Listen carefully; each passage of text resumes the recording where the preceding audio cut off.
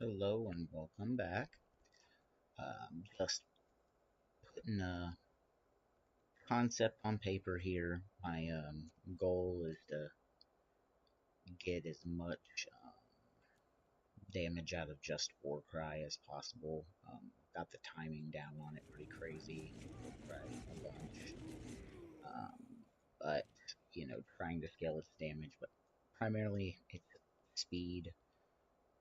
Trying to figure out which one of these is better. This is your budget option. This is your it's actually kind of budget now for ones that aren't like super good. So that may be a budget option for you. I'm not doing anything crazy, just utilization of this, as much skill speed as I can possibly get with as much war cry and skill speed. I came off of a build that I was trying to get blink on the lowest cooldown possible. I have seal charge on my bar, but I don't actually use shield charge. It was just to keep track of my blink cooldown. Um, but I kept it on the build because you do kind of feel you're moving pretty slow, even with 3-step movement speed. So getting able to, oh, there's a big slam coming, get out of the way, is kind of nice. So this isn't like a full POV guide unless somebody wants me to do that. You can take a quick look at my tree. Main things to consider here: 8% increased damage for each time you've warped recently. You can get that up to 5 times, and you can see if you just like look at leap slams damage, how much damage that scales for you. It's a pretty good amount. And this is at under 5 a second at the moment. So that's pretty cool. That's a big one of note. And then the other really big one of note is this one. Recover 2% of your max life and mana when you work right. This is part of the reason why I started messing with this, because I liked the idea of, oh wow, my life took a hit from somewhere, I don't know. Oh yeah, I had to switch belt. Yeah, that makes my fire resistance totally crappy, but I like having 2k life. You could easily solve that. I'm not going to worry about it. If I'd had a fire damage, I'd had a fire damage. But I just kind of wanted to give you a look at it. One of the things I was testing is whether or not the aggravated bleeding inflicted is aggravated. If that aggravates my corrupted blood or not. And actually, I'm going to go ahead and just open up a map, kind of give you an idea of what's going on here. Oops, I don't think I have one in my inventory, do I? Yes, I do.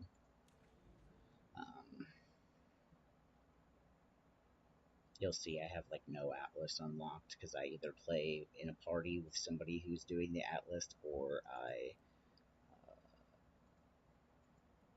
I'm just build crafting.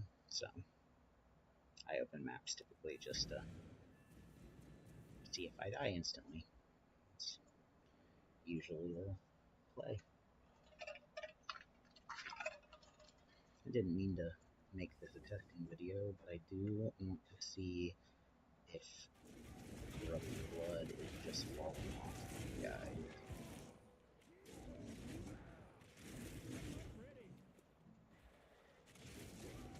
It's kind of hard to see.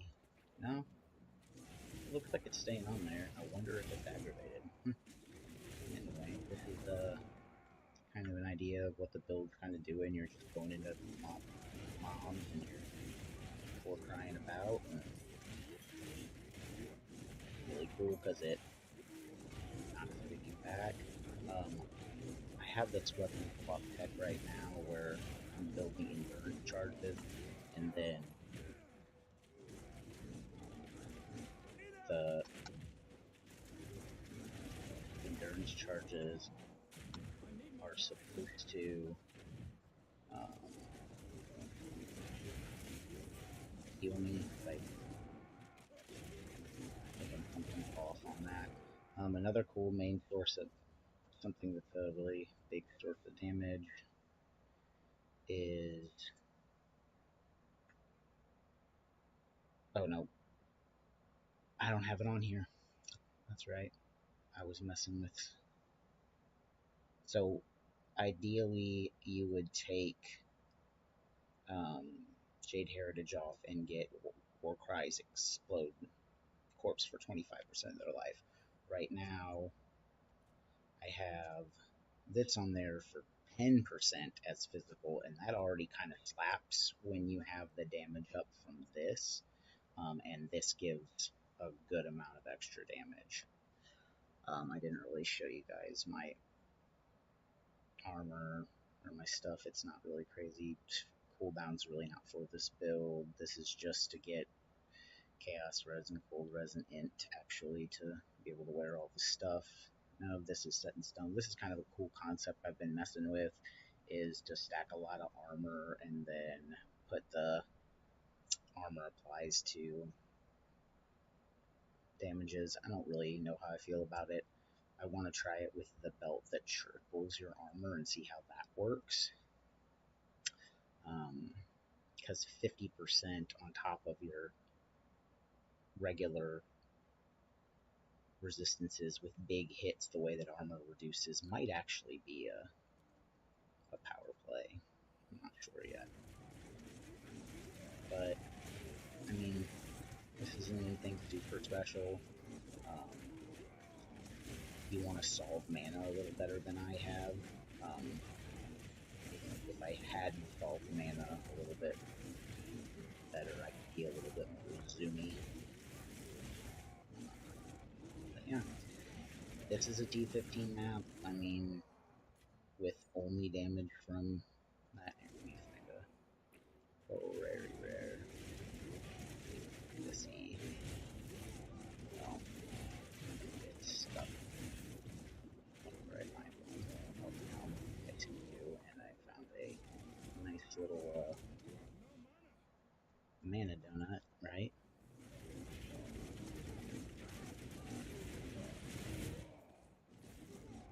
See, that is one of the cool things about.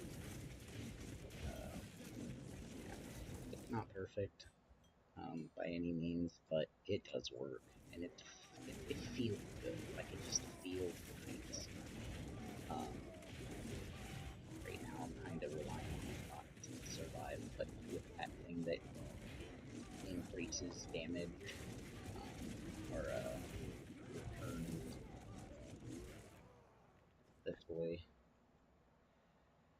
recover 2% of life and mana when you Warcry. You know, you're talking about 10% life a second. That's pretty big. I thought about a build that splits damage between the two, utilizing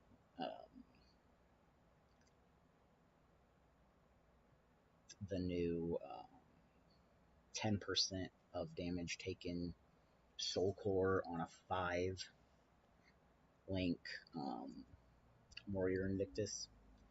And so you'll take half damage here. It's really easy to get about 1.5k here, 1.5k here. So about the same where it's 3 and 3, but you're splitting the damage, and then the bigger each pool is, the bigger that percentage is. And so that's something I want to mess with at some point. But the only reason I'm doing this currently, you would ideally have this allocated because you do have 75% block chance. The reason I'm doing this guide right now is because I'm getting ready to mess with a Mjolnir build. I found out, I did some soul searching, and the thing that I want to mess with the most is an off-meta-ish Leap Slam build. I'm having a lot of fun with the way that Leap Slam interacts with the Blink. I really like that. So I want to push into that, and the only way I've found it really can push into that and make utilize the teleport with the Mjolnir build. So I'm going to give that a shot, some Thor action shots. Anyway, that's it's looking like this node, I don't know if it's aggravating the bleeding, but it is not making the duration 1 second. So hopefully it's aggravating the bleeding from, that's one of our main sources of damage that I guess I didn't mention, but I assume people know about, is warcrys, inflict corrupted blood. Oh, it says it's not bleeding.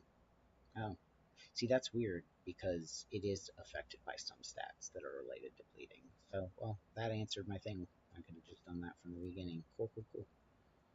There are some things in bleeding that do affect it, so I still want to do some testing on that. But I went over the tree, I went over the gear a bit, went over the, I guess, the skill gems. Let's see.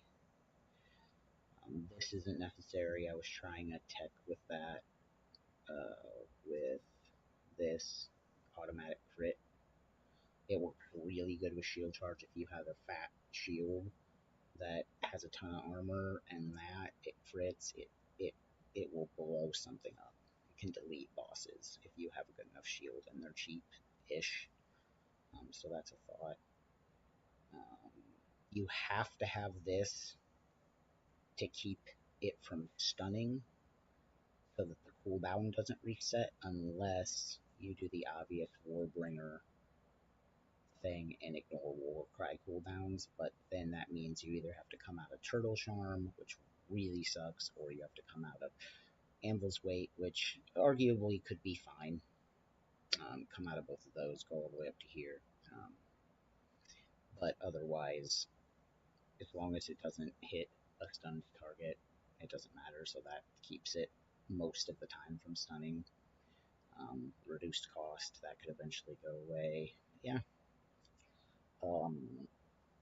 It does scale pretty good with level, but you can't really get a lot of levels. I mean, if you were awesome, you can, if you're rich, you can get one of these with a corrupt skills that brings this damage up by like 25%. It's pretty good.